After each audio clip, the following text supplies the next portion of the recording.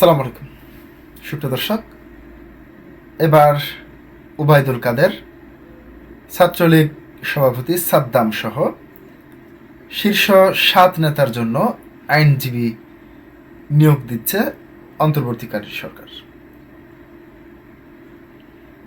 প্রিয় দর্শক, আপনারা জানেন জুলাই গণ অভ্যুত্থানে সংগঠিত মানবতা বিরোধী অপরাধের মামলায় ইতিমধ্যে সাবেক প্রধানমন্ত্রী শেখ হাসিনা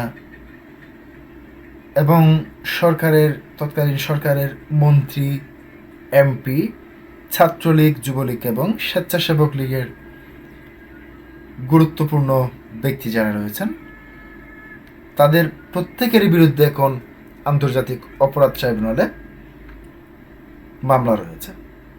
ইতিমধ্যে আপনারা জানেন সাবেক প্রধানমন্ত্রী শেখ হাসিনা এবং সাবেক স্বরাষ্ট্র মন্ত্রী আসাদুজ্জামান কামালের একটি রায় সুসম্পন্ন করেছে সরকার। সে রায়ে আমরা দেখতে পেয়েছি সে মামলায় যে আইনজীবী ছিলেন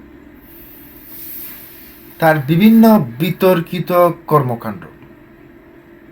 যদি আগে বলে রাখি, শেখ হাসিনা কিংবা আওয়ামী লীগের পক্ষ থেকে এখনো পর্যন্ত এই সমস্ত মামলায় কোনো ধরনের আইনজীবী নিয়োগ দেওয়া হয়নি। তারা সম্পূর্ণ বিচার প্রক্রিয়াকে এখনো পর্যন্ত মানেন না।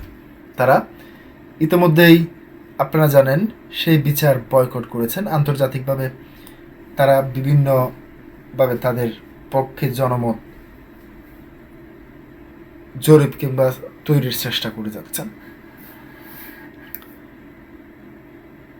যেই আইনজীবীটি তৎকালীন সময়, অর্থাৎ যাকে বলা হয়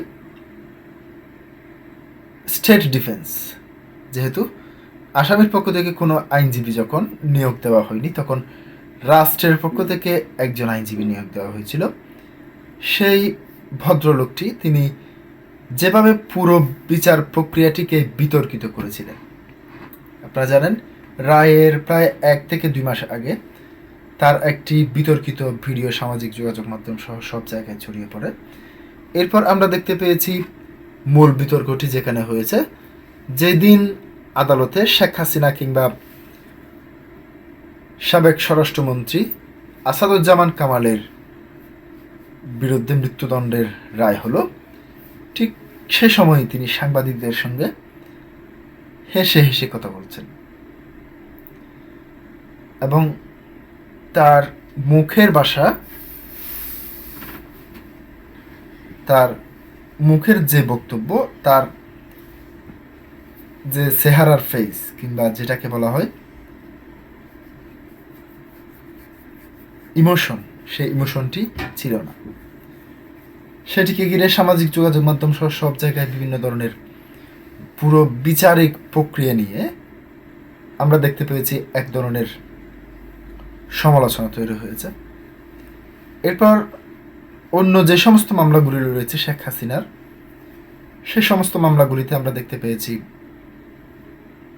প্রথমত বাংলাদেশের সিনিয়র আইনজীবী পান্না সাহেব, তাকে নিয়োগ দেওয়ার চেষ্টা করেছে অন্তর্বর্তীকালীন সরকার কিংবা মানবতা বিরোধী অপরাধ ট্রাইব্যুনাল। পরবর্তীতে তিনি অস্বীকৃতি জানানোর পর আবারও সেই ঘুরে গাড়ে ওই আগের ব্যক্তিটিকেই স্টেট ডিফেন্স হিসেবে নিয়োগ দেওয়া হয়েছে। প্রদর্শক, এবারও উবাইদুল কাদের, ছাত্রলীগের সাদ্দাম সহ প্রায় 7 জন নেতার জন্য আইনজীবী নিয়োগ দিচ্ছে আন্তর্জাতিক অপরাধ ট্রাইব্যুনাল। দৈনিক ইত্তেফাক যেই কথাটি বলছে সেটি হচ্ছে, আন্তর্জাতিক মানবতা বিরোধী অপরাধের মামলায় কার্যক্রম নিষিদ্ধ হওয়া আওয়ামী লীগের সাধারণ সম্পাদক উবাইদুল কাদের ও নিষিদ্ধ ছাত্রলীগের সভাপতি সাদ্দাম হোসেন ও সাধারণ সম্পাদক ওয়ালি আসিফ ইনান সহ পলাতক 7 নেতার পক্ষে রাষ্ট্রনিযুক্ত আইনজীবী নিয়োগের আদেশ দিয়েছে আন্তর্জাতিক অপরাধ ট্রাইব্যুনাল। পাশাপাশি 18 জানুয়ারি মামলার অভিযোগ গঠনের শুনানি দিয়ে ধার্য করা হয়েছে। বৃহস্পতিবার 8 জানুয়ারি দুপুরে আন্তর্জাতিক অপরাধ ট্রাইব্যুনাল 2 এর সদস্য অবসরপ্রাপ্ত জেলা ও দায়রা জজ মোহাম্মদ মঞ্জুরুল বাসিদের নেতৃত্বাধীন 2 সদস্যের বিচারিক প্যানেল এই আদেশ দেন।